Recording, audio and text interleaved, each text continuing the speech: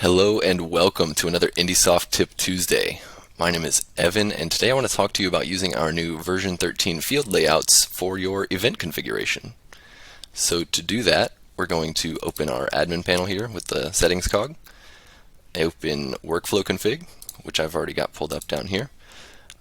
You can use the little navigator icon, double click the event you want to use. I'm going to work on my test event here, and then go to step 2 for field settings.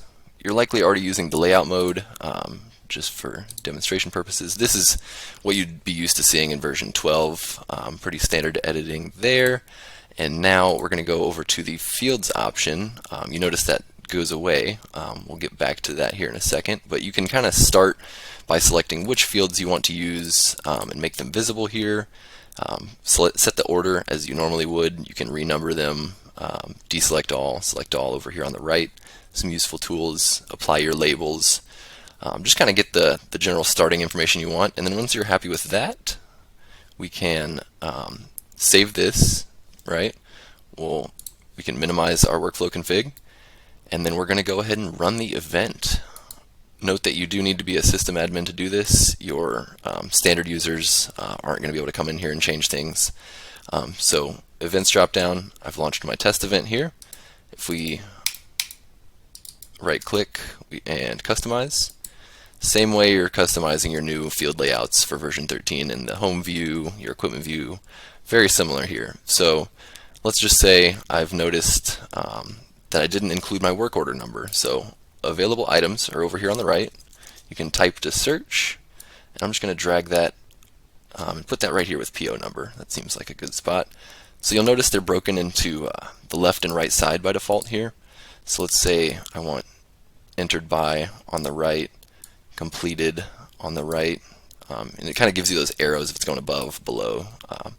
And then let's say since these two are kind of in the same category, if you will, we can shift and click both of them, hold shift. So click one, hold shift, select the other, right click. We can then group them, and let's say I want to rename this group, I'll call it job info. So that's just kind of that little category created there.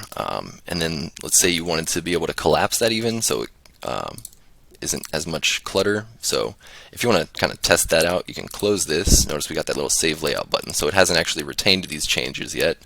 If you were to cancel out of the event without saving it, it would just kind of revert to the previous way it was when we first loaded in here. Just a few options there for that. And then if we want to continue to modify, you can of course continue to add fields. There's different alignments and things you could do. So let's say we want to add just over the top here the location into the top layer there. So it's kind of separate from the two columns, so to speak. Same with all your other field layouts. You can change your horizontal alignment. It's currently parent managed, which would be the same as client. So we could want it centered on the right, left, center it, all that good stuff. Client. Lots of customization here, and just get in here, play around, and if you have any questions, you can always reach back out to us, and have a great Tip Tuesday.